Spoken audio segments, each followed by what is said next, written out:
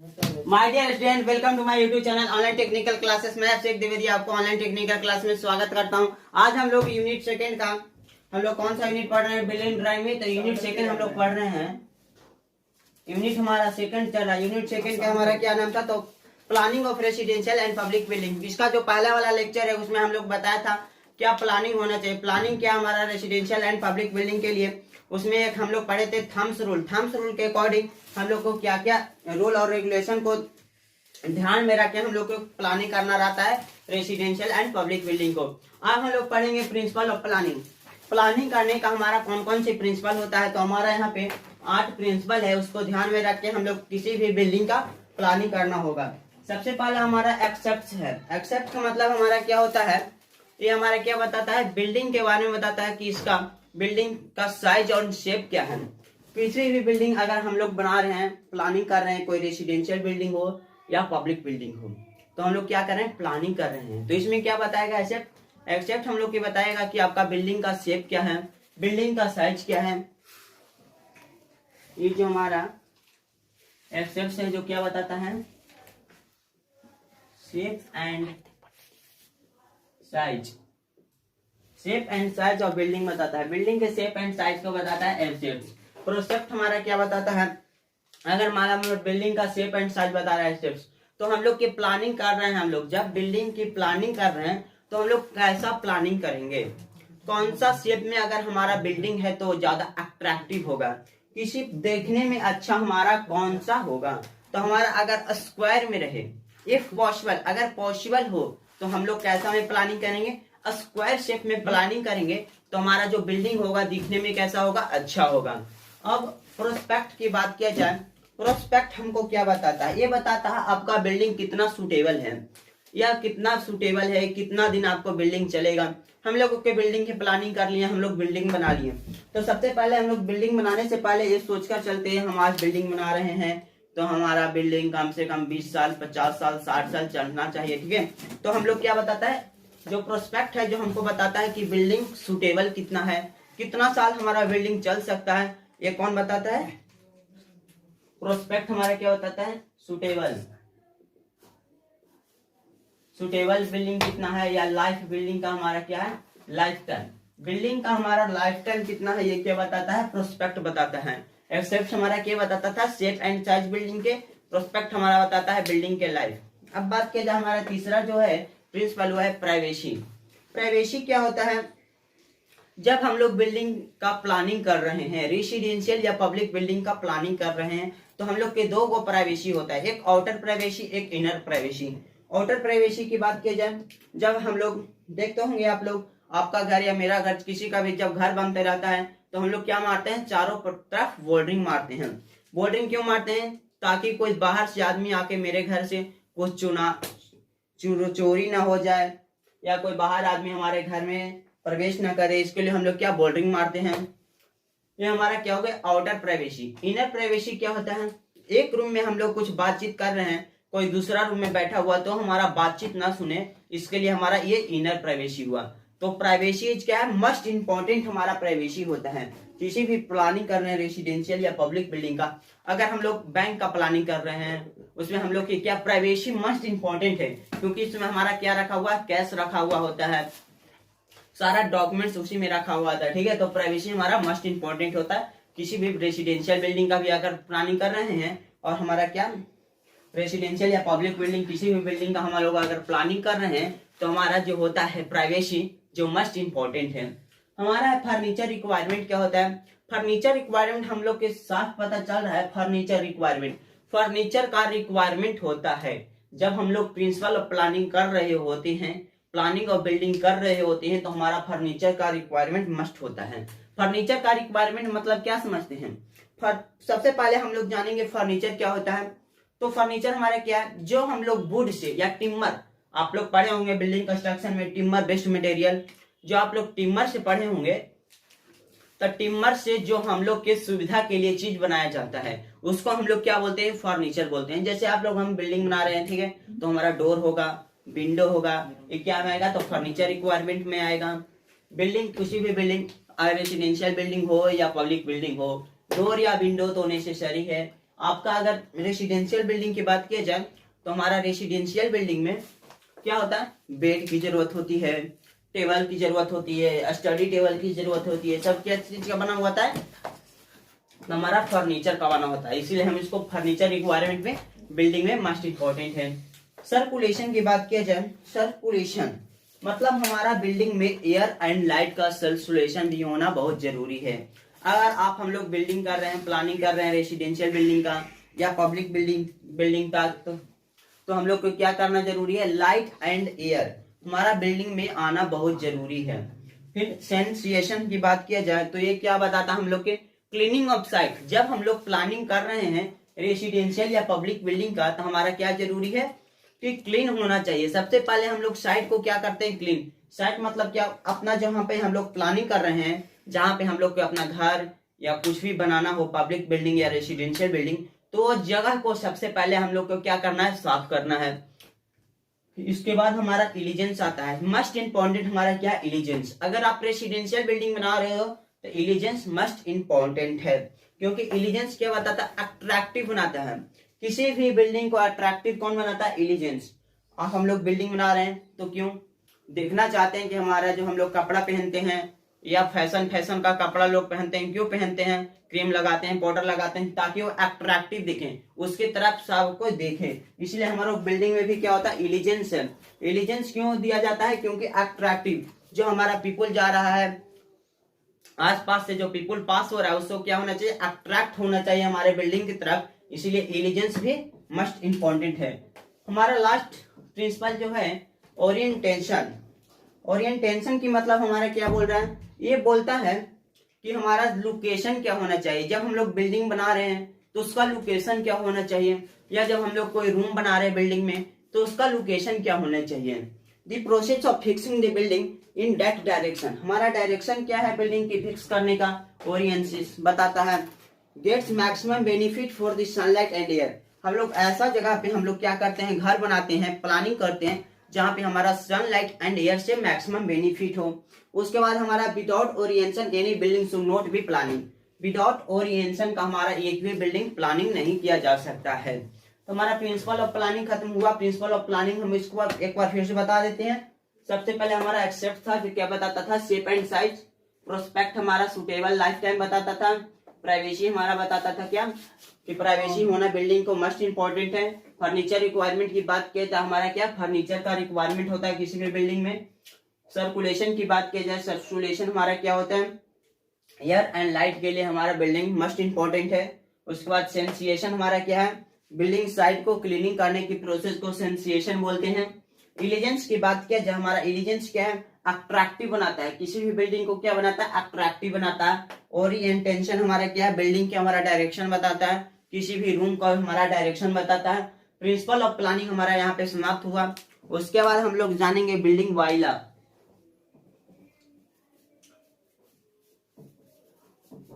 इसका नोट्स आपको डिस्क्रिप्शन में मिल जाएगा। अगर अभी तक आपके कोई फ्रेंड है जो कोरोना महामारी के चलते नहीं पढ़ पाए हैं, उसको आप वीडियो शेयर कीजिए। हमारा वीडियो को लाइक करना इंपॉर्टेंट नहीं है, हमारा क्या, वीडियो आप शेयर कर रहे हैं, इससे बड़ा बात कुछ नहीं है। अब हम लोग जानेंगे बिल्डिंग बाइला।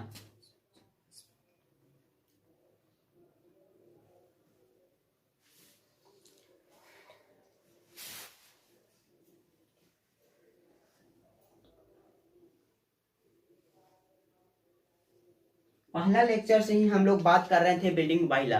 बिल्डिंग बाइला के अंतर्गत ये करते हैं, वो करते हैं, आखिर हम लोग अब पढ़ेंगे बिल्डिंग वाइला क्या होता है। जो हमारा बिल्डिंग वाइला है, जो हमारा गवर्नमेंट अथॉरिटी प्रोवाइड करता है।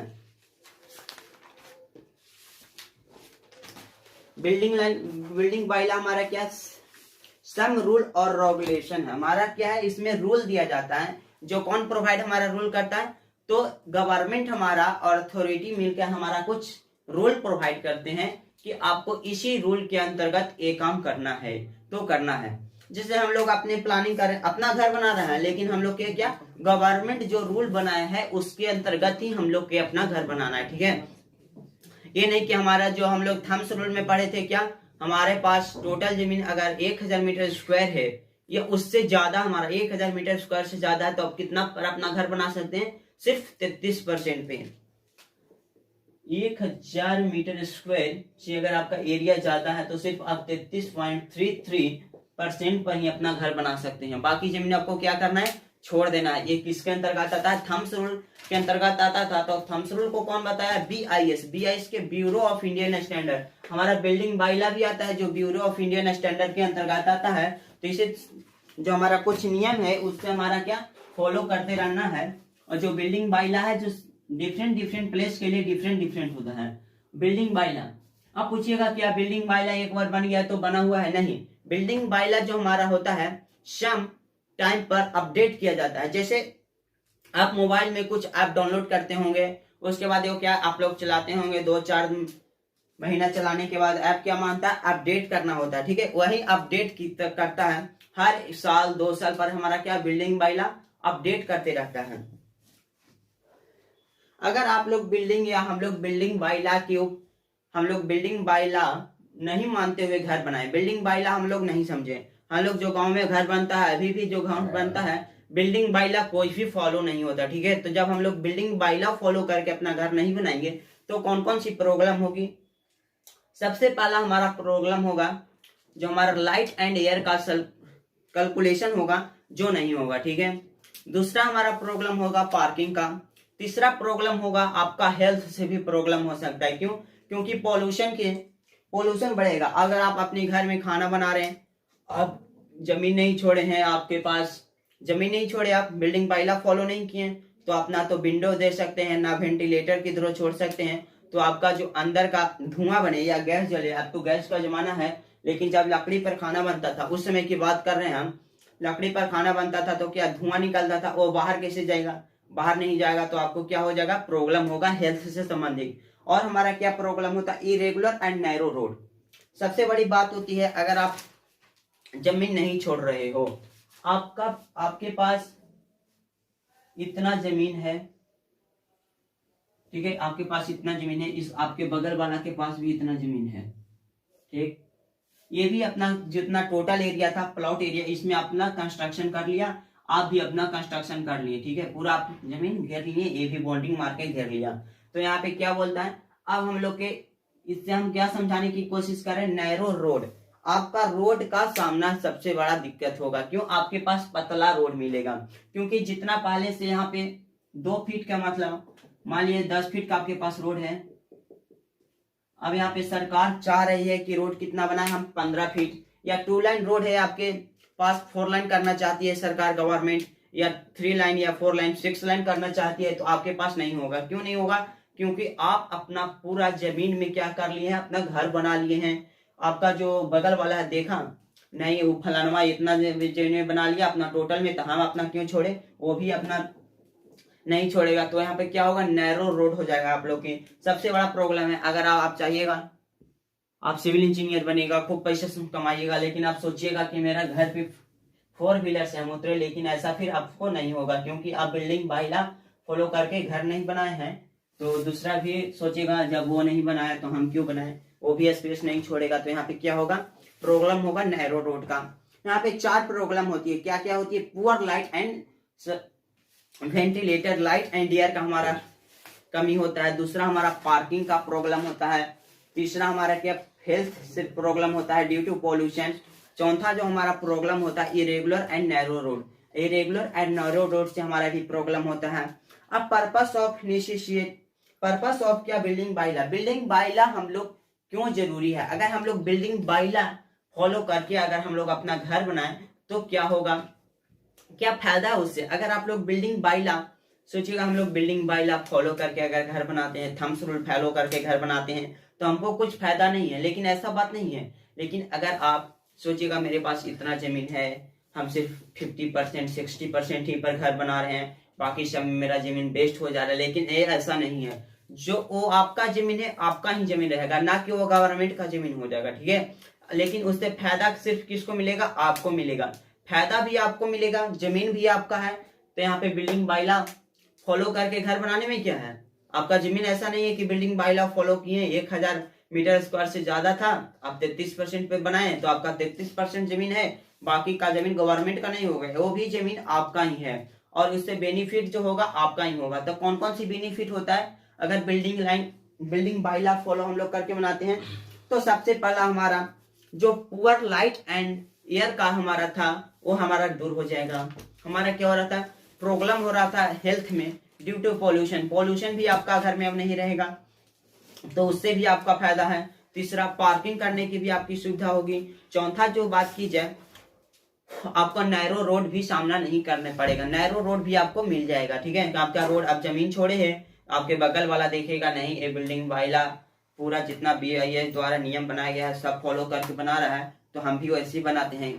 पता नहीं वो क्यों बना रहा है, वैसा देखा हिस्ट्री सब गांव देहात में या शहर में भी जितना घर बनता है आज तक, अगर वो अच्छा से बना रहा है उससे हम अच्छा बनाए। अगर वो इतना नियम को फॉलो करके कर रहा है तो उससे हम 2-4 नियम और ज्यादा फॉलो करके बनाए। इसलिए जब भी बिल्डिंग बनाइए तो बिल्डिंग बाइला को फॉलो करके ही बनाइए। ठीक है, तो बिल्डिंग बाइला के फॉलो करके हम लोग बनाएंगे तो हमारा क्या क्या फायदा हुआ, पार्किंग का फायदा हुआ, दूसरा हमारा फायदा हुआ एयर लाइट एंड सर्कुलेशन का भी फायदा हुआ, हमारा जो तीसरा फायदा है नैरो रोड का भी आपका सामना नहीं करना पड़ेगा, हमारा चौथा फायदा है हेल्थ से जो आप हेल्थ प्रॉब्लम हो रही थी ड्यू टू पॉल्यूशन वो भी आपका नहीं होगा।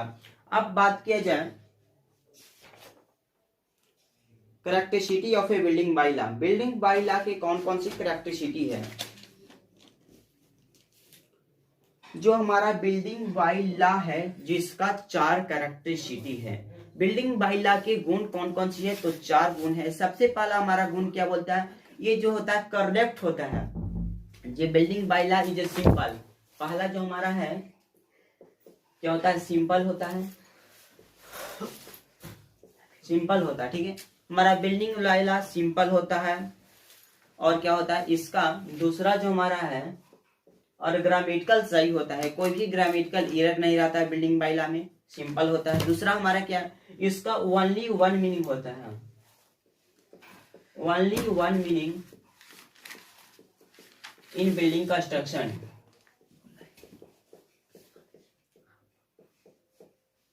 बिल्डिंग कंस्ट्रक्शन या बिल्डिंग ड्राइंग,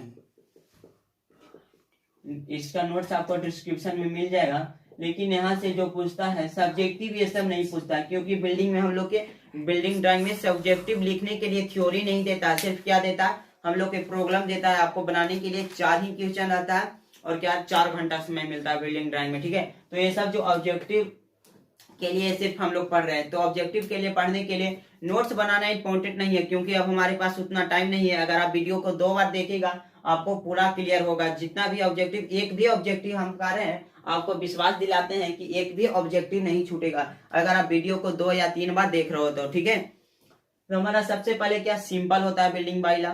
दूसरा हमारा होता है ओनली वन मीनिंग, इसका सिर्फ एक मीनिंग होता है। जैसे कोई भी वर्ड, हम लोग स्टेयर की बात किया जाए, बिल्डिंग में स्टेयर लिखा हुआ है या टोटल लिखा हुआ है, प्लॉट लिखा हुआ है, बिल्टअप लिखा हुआ है, कारपेट एरिया लिखा हुआ है, इसका सिर्फ ओनली वन मीनिंग होता है। ठीक है, बिल्डिंग कंस्ट्रक्शन में या बिल्डिंग ड्राइंग में ऐसा नहीं है कि बिल्डिंग ड्राइंग में ऐसे लाइट लिखा हुआ है,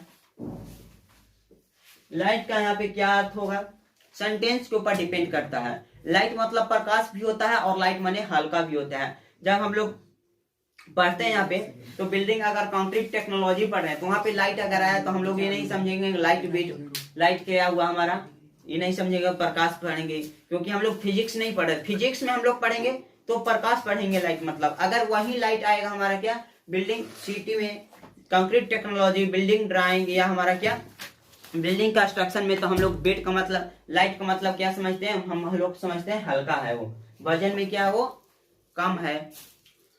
ये हमारा ओनली वन मीनिंग होता है, जो भी यूज किया रहेगा बिल्डिंग बाय लॉ में मीनिंग उसका ओनली वन मीनिंग होता है।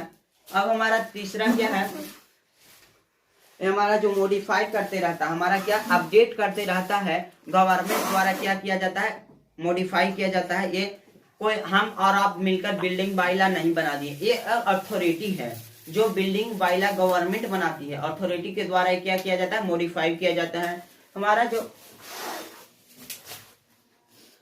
जो चौथा कैरेक्टरिस्टिक है बिल्डिंग बाय लॉ की, वो डिफरेंट प्लेस के लिए क्या होता है, डिफरेंट होता है। ना कि हमारे पास बिल्डिंग बाइला कुछ होता है, बिहार में कुछ है, यूपी में कुछ है, ऐसा नहीं। लोकल अथॉरिटी के द्वारा दिया जाता है बिल्डिंग बाइला। गया के लिए कुछ और है बिल्डिंग बाइला, पटना के लिए कुछ और है, जहां आप रह रहे होंगे कौन से डिस्ट्रिक्ट में उसके लिए कुछ और है, मेरे डिस्ट्रिक्ट के लिए कुछ और है, ठीक है। तो बिल्डिंग बाइला क्या है, डिफरेंट डिफरेंट प्लेस के लिए डिफरेंट डिफरेंट होता है।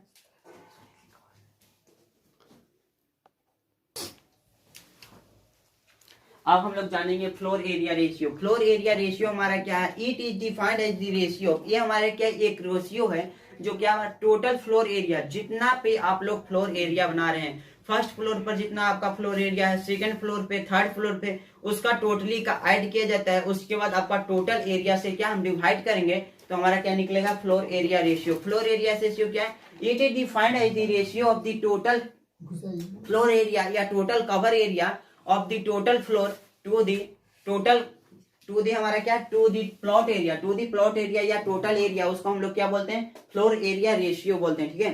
Floor area ratio is always less than 1।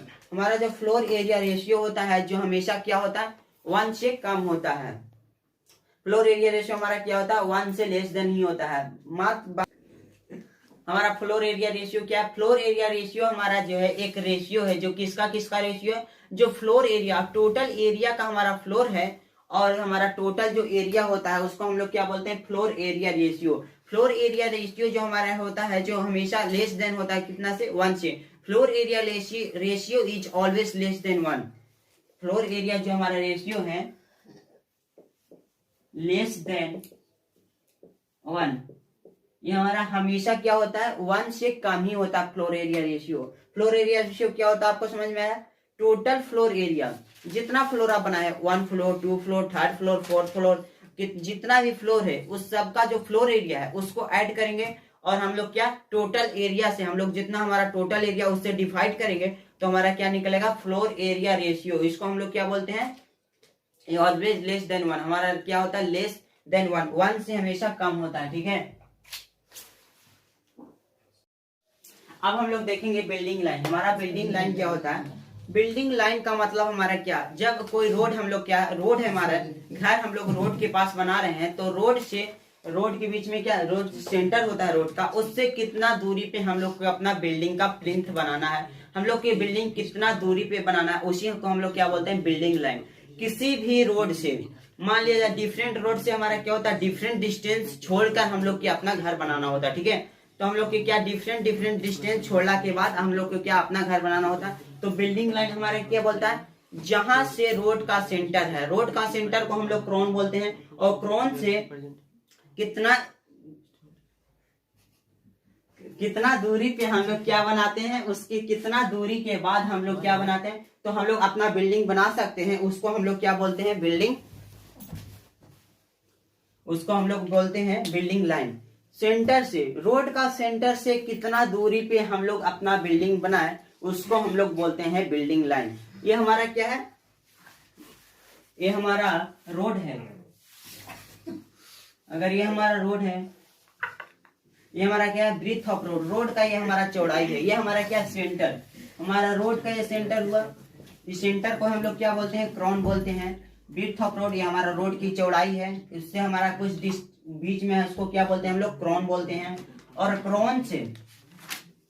Crohn से कितना डिस्टेंस पे हम लोग अपना बिल्डिंग बनाए वही बताता है हमारा बिल्डिंग लाइन।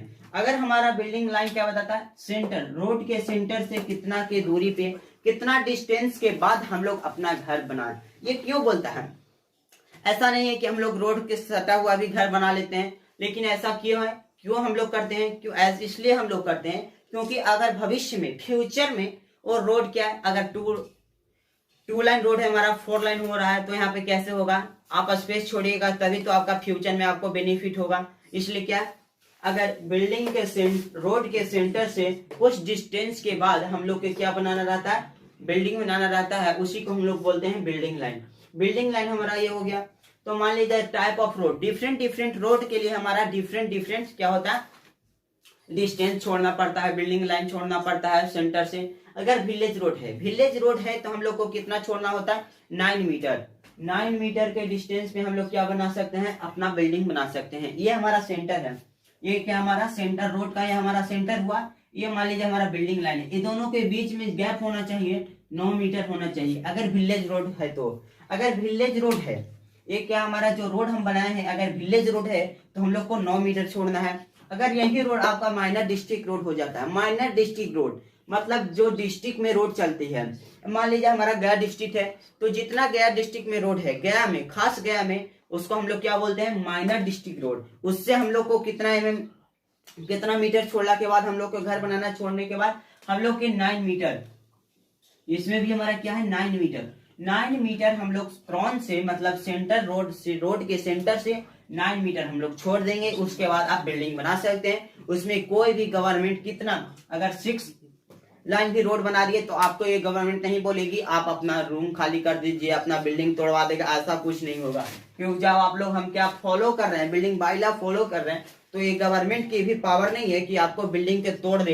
क्योंकि आप अगर पूरा फुलफिल बनाएगा बिल्डिंग बाइलॉ के, अगर आप पूरा पालन करते हुए बनाई है तो कोई भी गवर्नमेंट आपका बिल्डिंग नहीं तोड़ सकती। ठीक है, अगर ऐसा करती है कोई गवर्नमेंट तो आप गवर्नमेंट पर क्या कर सकते हैं, उल्टा आप केस कर सकते हैं गवर्नमेंट पे। हमारा क्या, अगर विलेज रोड है तो 9 मीटर हम लोग छोड़ेंगे, अगर माइनर डिस्ट्रिक्ट रोड है तो भी हम लोग 9 मीटर छोड़ेंगे। अगर मेजर डिस्ट्रिक्ट रोड है, मेजर डिस्ट्रिक्ट रोड का मतलब क्या है, एक डिस्ट्रिक्ट से दूसरा डिस्ट्रिक्ट को जोड़ने वाली रोड, मतलब गया जिला से जहानाबाद जिला को जो जोड़ने वाली रोड है उसको हम लोग क्या बोलते हैं, मेजर डिस्ट्रिक्ट रोड। यहाँ पे माइनर डिस्ट्रिक्ट रोड से भी 9 मीटर छोड़ा जाता है। मेजर डिस्ट्रिक्ट रोड से हम लोग कितना मीटर छोड़ के अपना बिल्डिंग बनाएंगे, तो 15 मीटर। उसके बाद नेशनल हाईवे या स्टेट हाईवे। नेशनल हाईवे क्या हमारा होता है, जो एक स्टेट हाईवे हमारा क्या हुआ, एक स्टेट से जो दूसरे हवाई स्टेट को जोड़ता है उसको हम लोग क्या बोलते हैं, स्टेट हाईवे। स्टेट हाईवे से हम लोग कितना मीटर के छोड़ के अपना बिल्डिंग बना सकते हैं, तो 30 मीटर। 30 मीटर छोड़कर हम लोग अपना बिल्डिंग बना सकते हैं, ये नेशनल हाईवे से। ठीक है, तो हमारा ये समझ में आ गया बिल्डिंग लाइन क्या हुआ। बिल्डिंग लाइन हमारा क्या बताता है कि सेंटर और रोड के सेंटर से हम लोग कितना दूरी पे अपना घर बनाएंगे। तो यहाँ पे 4 टाइप का रोड होता है। विलेज रोड होता है, उसमें 9 मीटर हम लोग छोड़कर, माइनर डिस्ट्रिक्ट रोड से 9 मीटर हम लोग डिस्टेंस पे, मेजर डिस्ट्रिक्ट रोड से 15 मीटर के डिस्टेंस पे, और नेशनल हाईवे या स्टेट हाईवे से हम लोग 30 मीटर के डिस्टेंस पे अपना घर बनाते हैं। और विड्थ ऑफ रोड साइडबैक एरिया हम लोग आप जानेंगे। अगर रोड की चौड़ाई, जो विड्थ ऑफ रोड है वो अगर इतना रहेगा, मान लीजिए हम लोग के 10 मीटर है, 20 मीटर है, 30 मीटर है, या 3 मीटर है, 4 मीटर है, तो हम लोग कितना साइडबैक एरिया छोड़ेंगे। साइडबैक एरिया हमारा क्या होता है, कितना, जो हम लोग थम्स रूल में पढ़े थे कि हम लोग साइड में कितना छोड़ेंगे, फ्रंट कितना छोड़ेंगे, वही हम लोग के बताता है साइडबैक एरिया। कितना एरिया छोड़ के हम लोग क्या बनाएंगे, अपना बिल्डिंग बनाएंगे, वो हम लोग यहाँ पे जानते हैं। अगर ब्रेड्थ ऑफ रोड हमारा है,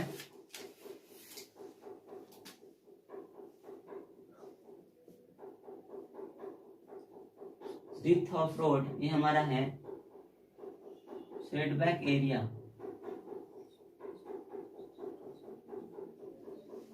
हमारा सेटबैक एरिया है, ठीक है। अगर ब्रेड्थ ऑफ रोड, रोड की अगर चौड़ाई up to 12 metre, up to 12 metre है। दूसरा हमारा क्या है, ग्रेटर देन 12 मीटर, यहाँ का 3।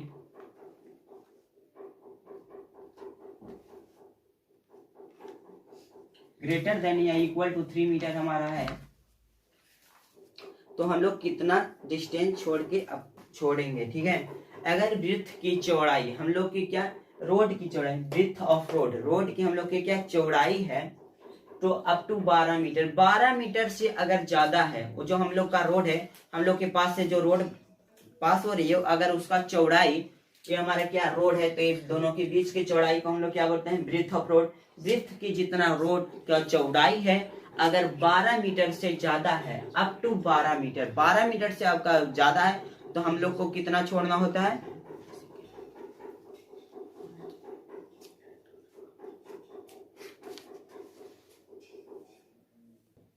ये हमारा क्या साइडबैक एरिया है। अगर 12 मीटर तक हमारा रोड का चौड़ाई है, तो हम लोग कितना स्पेस छोड़ेंगे, तो 1.5 मीटर। 12 मीटर तक अगर हमारा क्या है, रोड का चौड़ाई है, तो हम लोग कितना छोड़ेंगे, 1.5 ये हमारा पहला है, दूसरा हमारा क्या, तीसरा। अगर 12 मीटर तक रोड का चौड़ाई है तो हम लोग कितना सेटबैक एरिया छोड़ेंगे, 1.5 मीटर। अगर 12 मीटर से ज्यादा हमारा क्या, ग्रेटर देन 12 मीटर, तो हम लोग 2 मीटर छोड़ेंगे। सेटबैक एरिया हम लोग कितना मीटर छोड़ेंगे, 2 मीटर छोड़ेंगे। अगर लेस देन या इक्वल टू 3 मीटर, 3 मीटर तक, या 3 मीटर या लेस देन 3 मीटर, 3 मीटर से छोटा। अगर आपका रोड का चौड़ाई कितना है, ये जो हमारा चौड़ाई है जो 3 मीटर है या 3 मीटर से छोटा है, तो हम लोग कितना सेटबैक एरिया छोड़ेंगे, 0।